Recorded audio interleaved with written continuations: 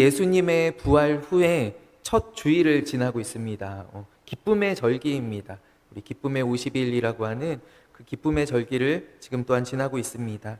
우리 주님께서 선물로 주신 그 부활의 능력과 또 부활의 생명이 온전히 우리 가운데 살아 역사하기를, 또 그 부활의 은혜 가운데 우리 날마다 살아갈 힘을 얻기를 간절히 소망합니다.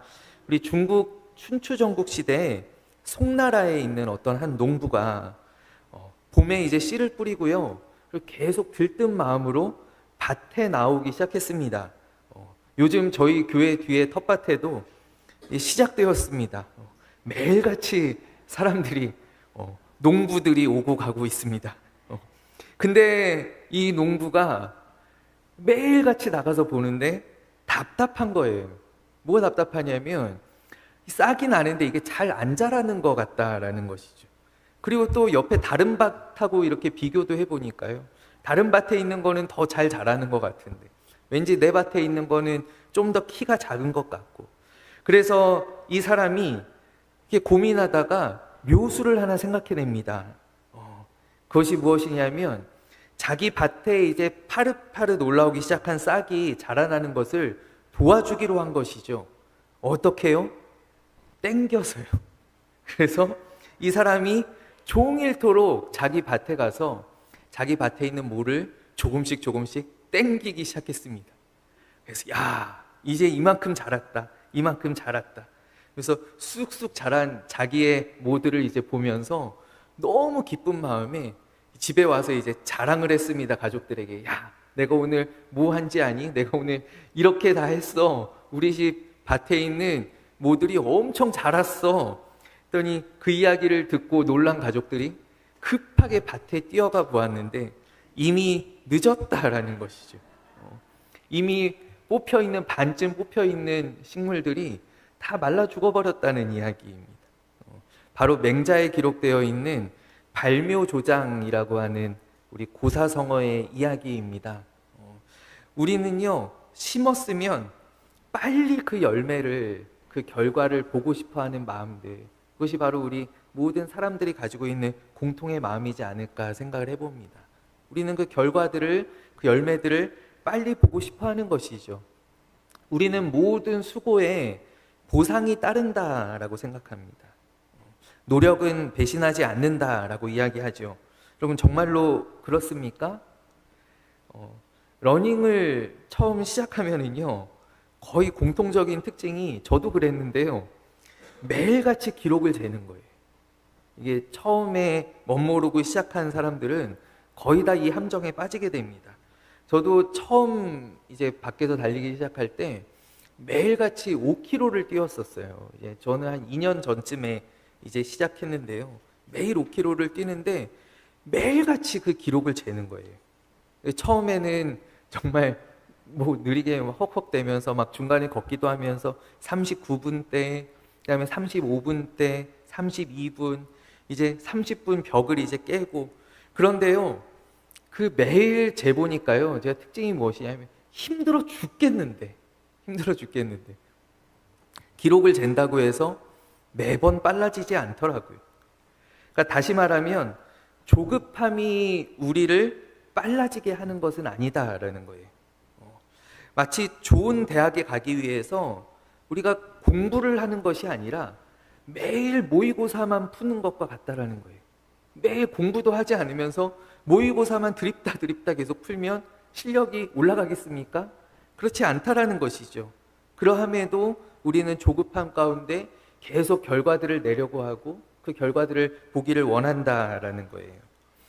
엘리우드 킵초게라고 하는 현재까지 아마 마라톤 역사상 가장 위대한 선수입니다. 이 선수가 2018년 베를린 마라톤에 혜성과 같이 등장합니다.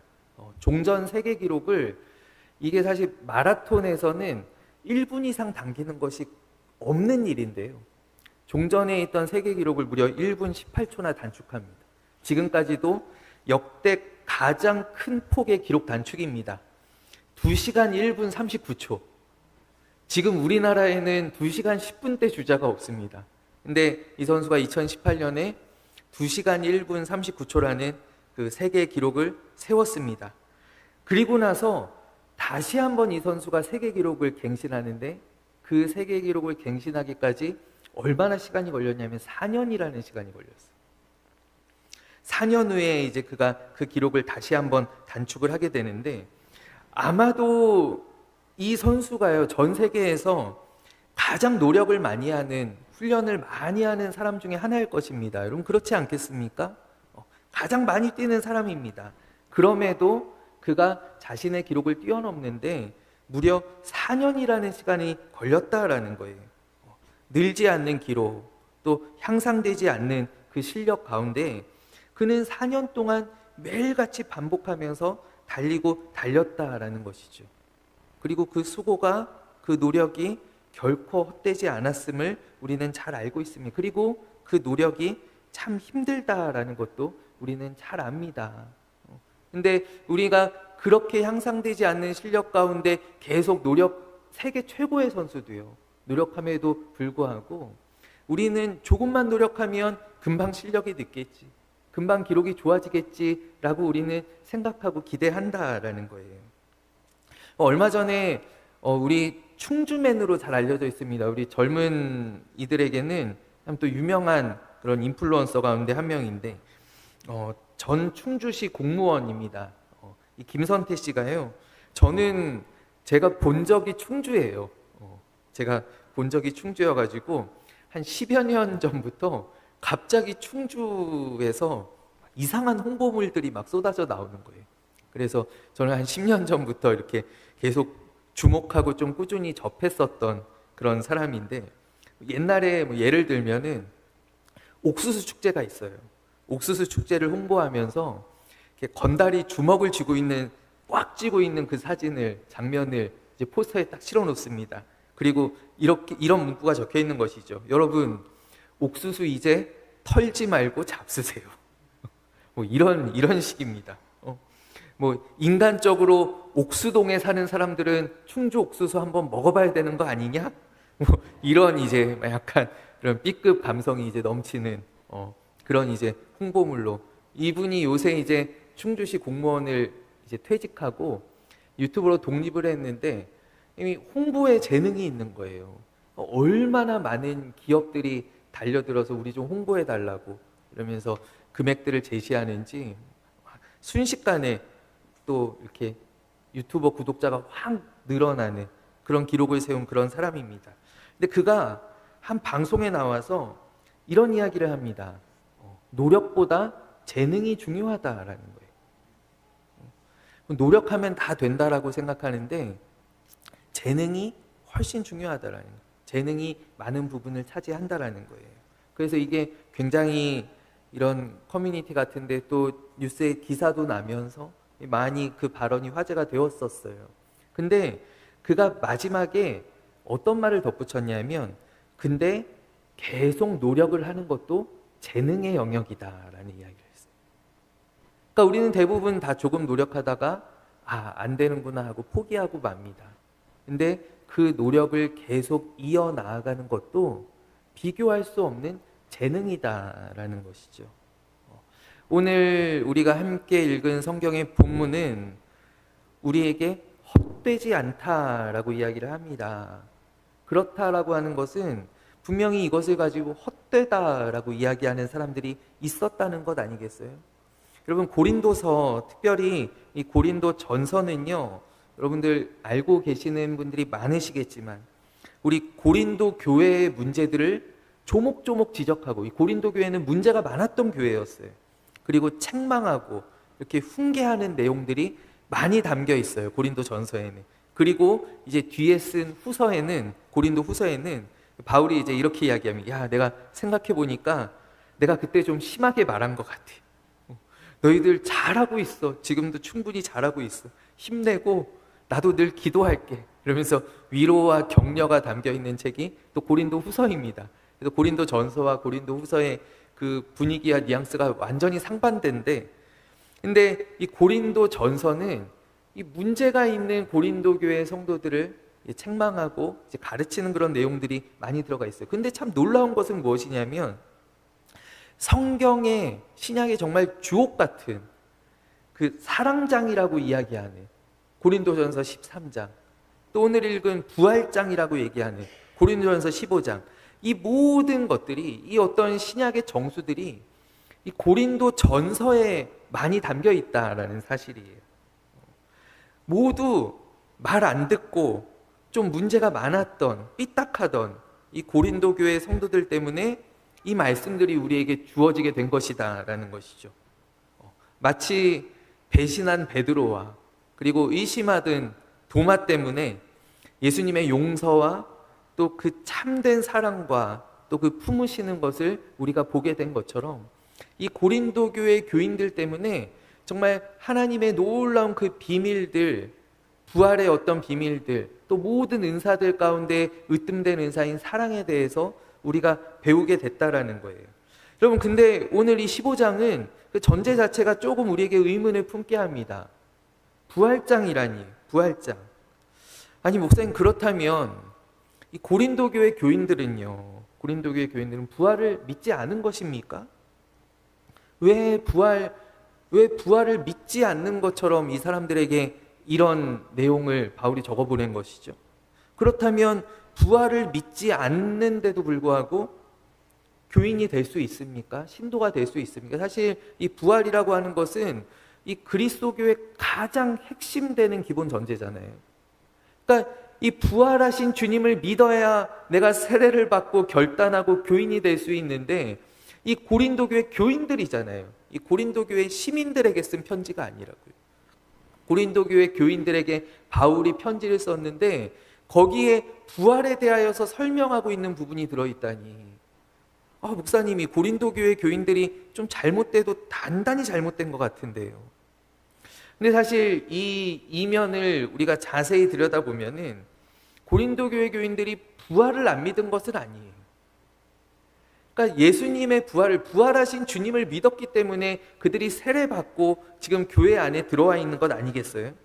근데 그들이 부활을 바라보는 관점에서 있잖아요. 그 고린도와 에베소가 가까이 있지만은, 그러나 이 두 도시가 두 개 다 로마의 대도시입니다. 근데 굉장히 상반된 것이, 고린도 교회는 이 헬레니즘 문화가 지배하고 있는 곳입니다. 그리고 이 에베소 교회는 오리엔탈리즘이 지배하고 있는 곳이에요. 그러니까 가까이 해협 하나를 두고 가까이 붙어 있지만 그러나 완전히 그 문화와 배경이 상반되어 있는 곳이라는 거예요.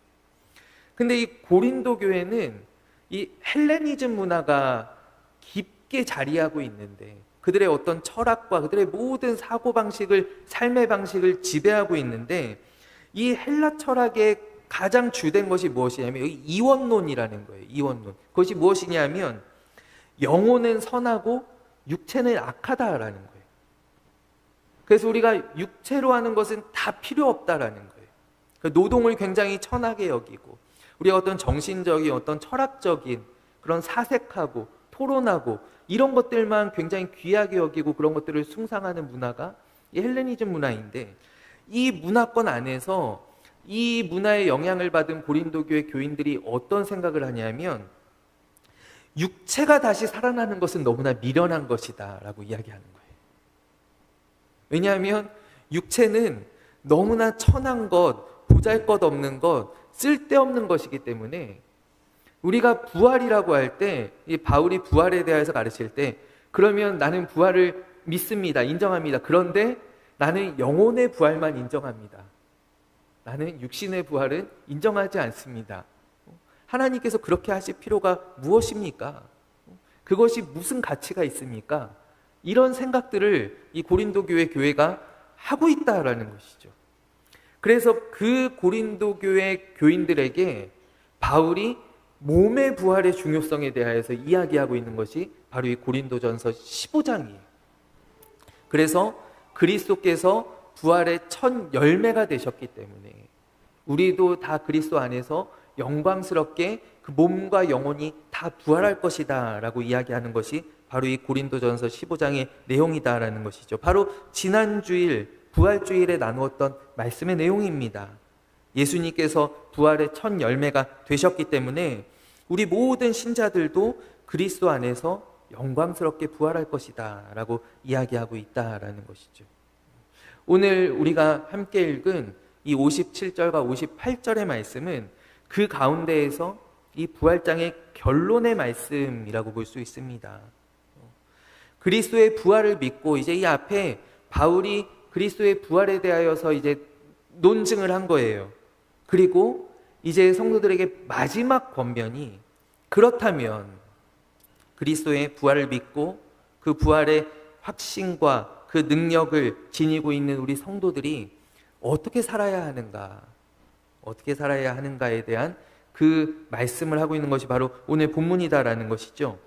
가장 확실한 전제는 무엇이냐 하면 우리는 이미 승리를 따놓은 사람들이다라는 거예요. 그렇기 때문에 우리는 앞서 이야기한 것 같은 기록의 열매에 더 이상 연연하는 삶을 살지 않아도 된다라는 것이죠. 대부분 러닝뿐만이 아니라요, 운동을 시작하는 사람들이요, 대부분 처음 시작할 때 목적은 그렇습니다. 살을 빼려고 시작합니다. 좀 더 건강해지려고 합니다. 좀 더 좋은 습관을 가지려고 그것을 시작을 합니다. 그런데 하다 보면 점점 주객이 전도되죠. 요즘은요, 이 스마트워치가 얼마나 잘 나왔는지요. 우리를 많은 부분에서 도와줍니다. 우리의 심박도 체크해 주고요. 또 수면 시간도 우리에게 알려주고, 요즘 나오는 시계들은요, 수면의 질도 우리에게 알려줘요. 전 그거를 다 100% 신뢰할 수 있는지 잘 모르겠어요. 근데 딱 자고 일어나면은요, 오늘 잘 잤습니다. 아, 오늘 좀 잠을 설치셨네요. 이런 것까지 우리에게 알려준다라는 거예요. 근데 그렇게 이제 우리를 잘 도와주던 그 시계가 이제 어느새 보면은요, 이게 점점 우리를 심판하는 거예요. 우리가 달리고 나면 기록을 딱 알려주죠. 그러면서 우리를 평가하는 거예요. 오늘 왜 그거밖에 못 뛰었어요? 지금까지 운동했는데 왜 아직도 심박이 그 모양이에요? 이러면서 우리를 평가한다라는 것이죠. 잠을 잘 잤는지 알려주던 것이요, 아침에 일어나서 딱 이제 시계를 보면은요, 아, 오늘 잠 잘 못 잤네. 잠을 그렇게밖에 못 잤어? 이러면서 나를 평가하는 도구가 된다라는 거예요. 그래서 이 시계를 차고 자는 사람들은, 저는 시계에 그런 기능이 있지는 않습니다만은, 시계를 차고 자는 사람들은 자면서도 마음을 단단히 먹고, 내가 오늘은 잘 자고야 말겠어. 내가 오늘은 깊은 잠을 잘 테야. 이러면서 잠에 대한 그 강력한 결단을 하고 잠자리에 든다라는, 나는 오늘 반드시 10시 전에 잠을 자겠어. 이러면서 다음날 아침에 또 시계를 확인하고 역시 이러면서 만족하면서 이렇게 나아간다라는 것이죠. 어느샌가 우리를 도와주던 것들이 우리를 판단하는 것들이 되어버린다라는 거예요. 우리가 사실 교회에서 우리가 봉사하는 것, 헌신하는 것들도 마찬가지다라는 것이죠.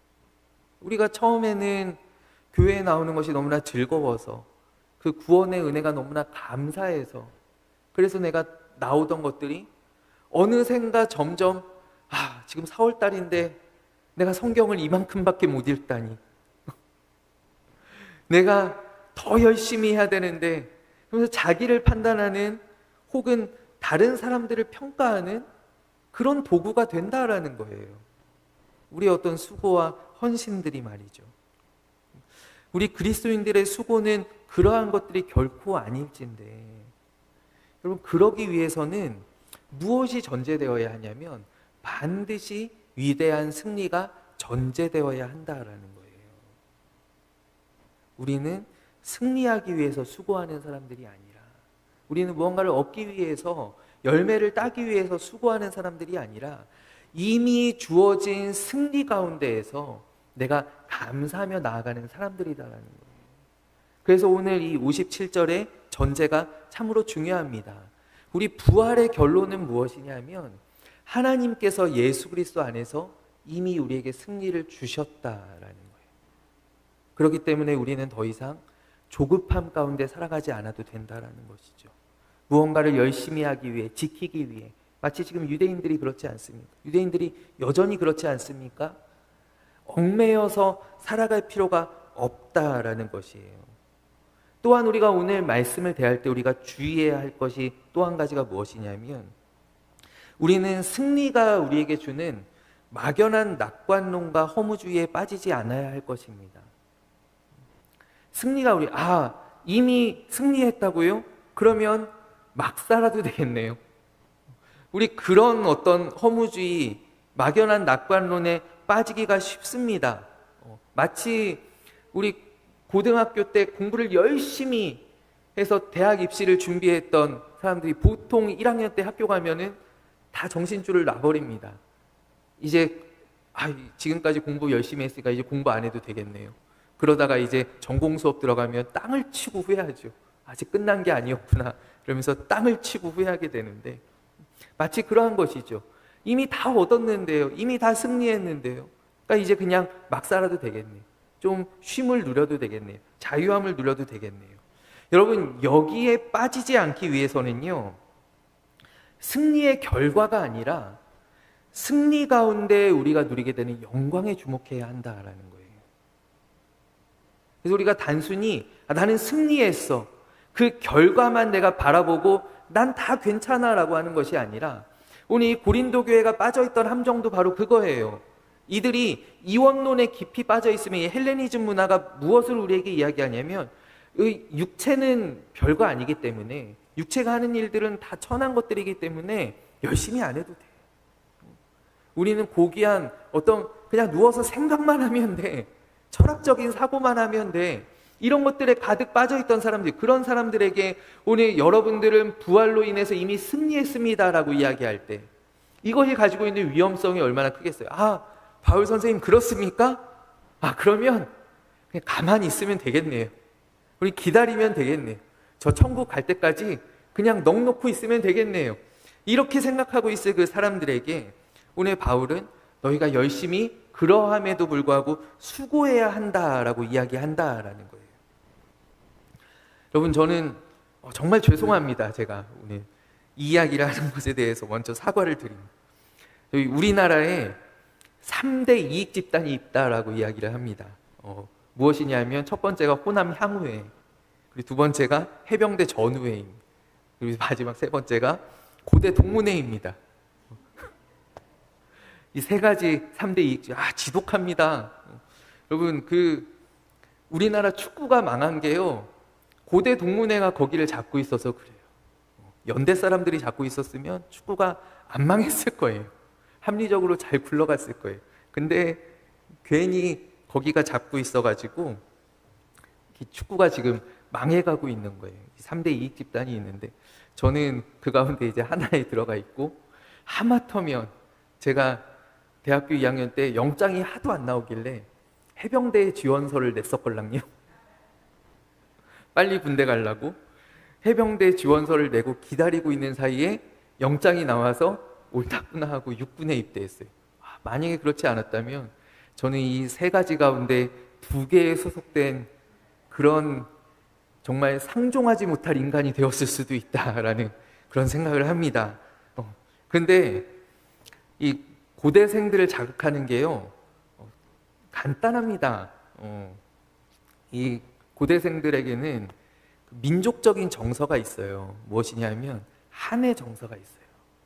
우리는 늘 이렇게 오는 열등감들이 있어요. 그래서 제가 이렇게 학교 다닐 때에도 예비군 훈련을 한번 가면 있잖아요. 예비군 훈련 가면은 완전 엉망입니다. 여러분, 남자들의 밑바닥을 보고 싶으면 한번 예비군 훈련을 구경하는 것을 추천합니다. 어떻게 사람이 저럴 수가 있지?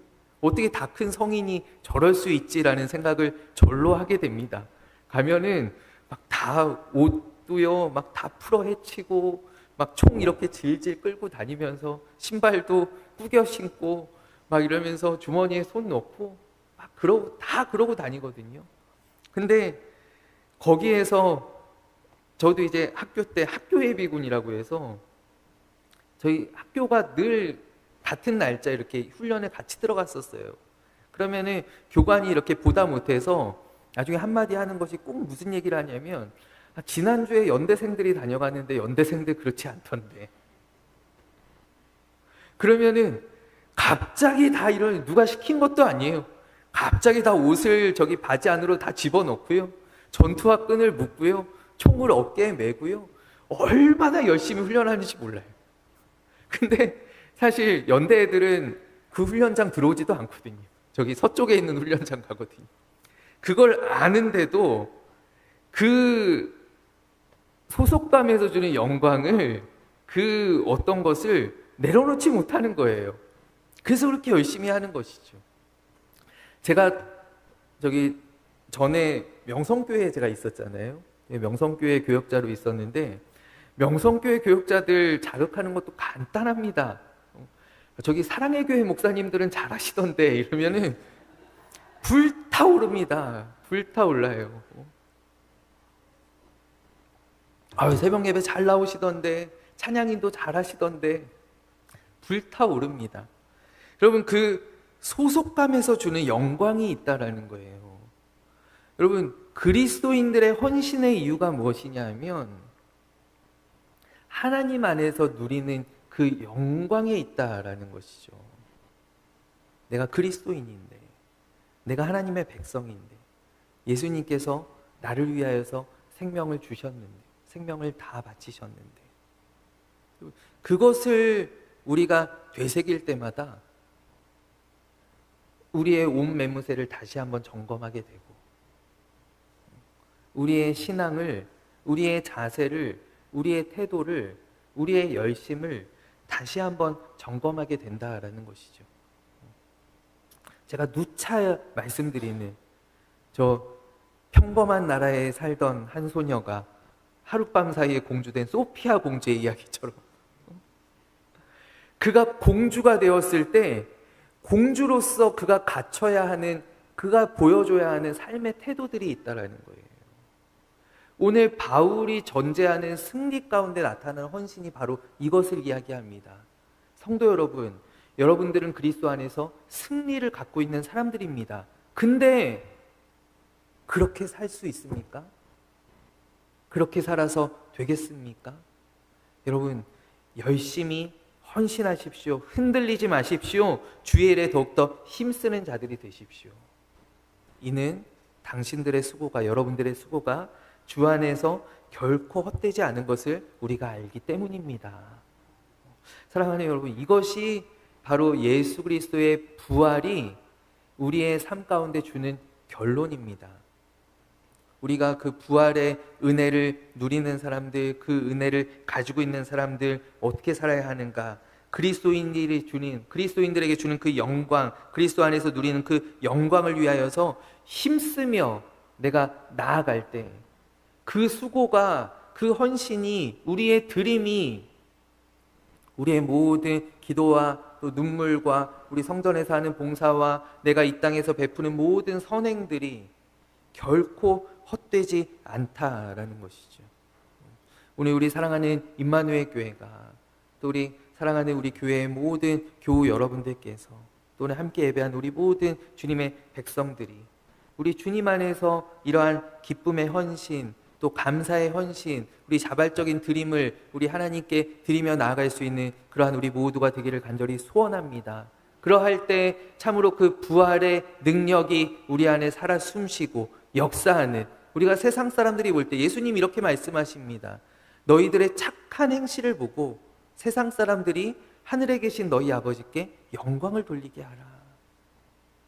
우리가 그 부활을 간직한 그 영광스러운 그리스도인으로서 이 땅 가운데 살아가는 그 삶의 모습들을 보여줄 수 있는 그러한 우리 복된 믿음의 성도님들 되시기를 간절히 소원합니다. 우리 이 시간 함께 기도하겠습니다. 하나님 아버지, 우리에게 참으로 부활의 능력, 또 부활의 생명, 아버지 부활의 은혜 주신 것 참으로 감사합니다.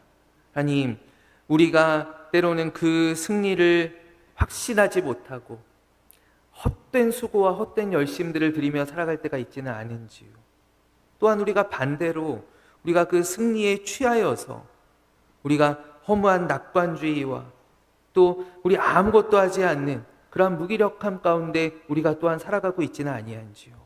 하나님, 그러한 우리들에게 오늘 말씀 가운데 다시 한번 우리의 삶을 돌아볼 수 있는 은혜를 주셔서 아버지 다시 한번 우리의 온 매무새를 만지고 우리의 자세를 바로 하고 우리 주님을 향하여서 힘써 달려나아갈 수 있는 아버지 우리 모든 주님의 자녀들이 다 되게 하여 주시옵소서.